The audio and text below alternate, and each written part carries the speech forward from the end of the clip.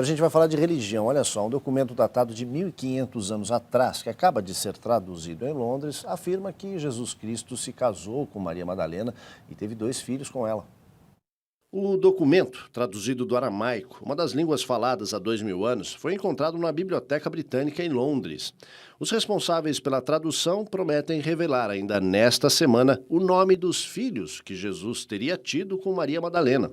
Ainda de acordo com o documento, a Virgem Maria não teria sido mãe de Cristo, mas sua esposa.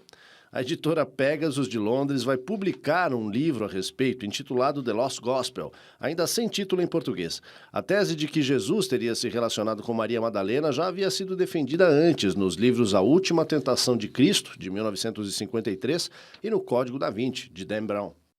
Como é que é? Jesus teve mulher e 2 filhos?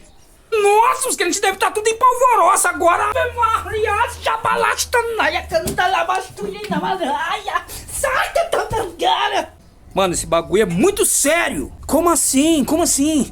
Tá dizendo, acharam um artefato, uns escritos antigos que afirmam que Jesus teve relacionamento com Maria Madalena e teve 2 filhas? Está amarrado! Jesus está voltando! A mão de Deus vai pesar. A mão de Deus vai pesar em vocês. Nossa senhora, aí os crentes pira, né, mano? Aí os crentes pira. Alabastaianaia. Tudo que foge daquilo que eles aprenderam, eles não absorvem. Eles foram, a mentalidade deles, a mente deles foram criadas justamente para reproduzir apenas aquilo que eles aprenderam. E é difícil aceitar, e é difícil pôr na cabeça deles, né? Então eles têm essa convicção. Não adianta, não vai mostrar isso pra quem? Pros crentes.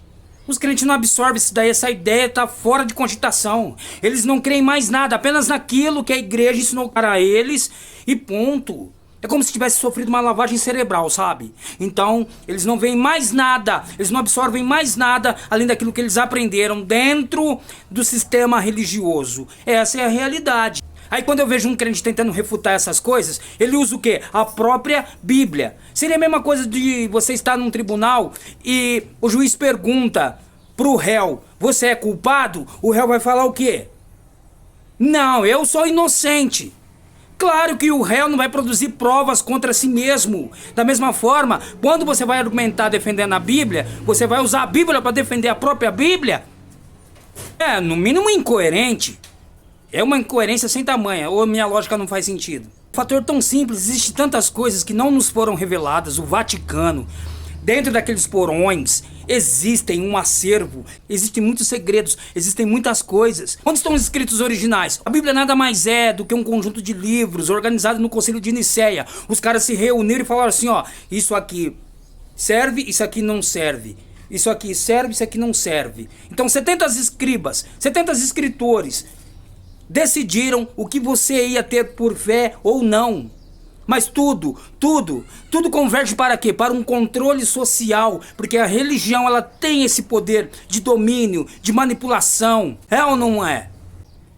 Cara, se nem a verdade sobre o dízimo, a cristandade hoje ela é difícil aceitar, ela não se conforma, ela não aceita.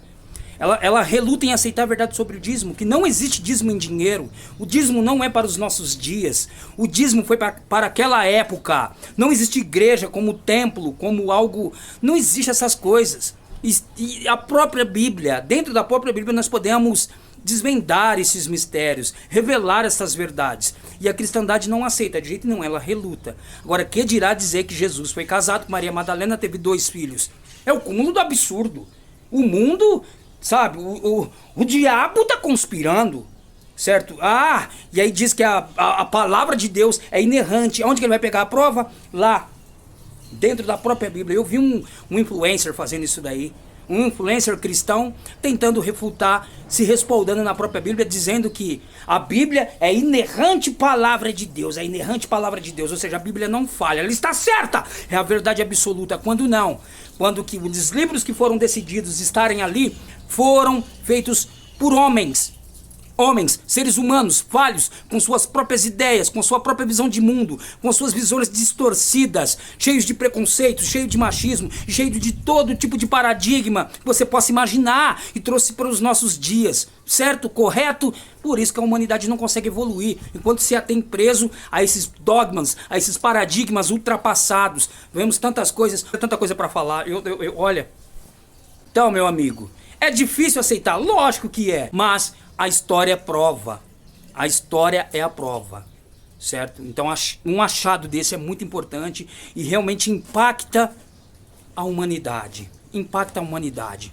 Sobre tudo aquilo que nós conhecemos sobre fé, sobre tudo aquilo que nós entendemos por religião e tudo aquilo que nos foi pregado até hoje. Só que tem uma coisa, tem um porém. Se a igreja, a religião, ela sustenta a mentira do dízimo até hoje, que dirá outras coisas? Coisas que ela oculta, coisas que não foram nos reveladas, que só o Vaticano detém, que só pertence ao Vaticano, porque o Vaticano, né, a Igreja Católica é quem criou a Bíblia.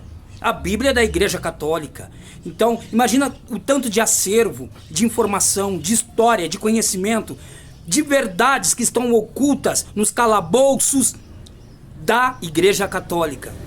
O fato é o seguinte, não querendo ser relativista, nós devemos, ao mesmo tempo, suspeitar de tudo e não duvidar de nada. A história que nos contaram não é o que nós contamos. Há de se pensar, galera, há de se pensar. Mas cada um fica ao seu critério, cada um com a sua fé, irmão. Só que eu não caio na historinha da carochinha de jeito nenhum.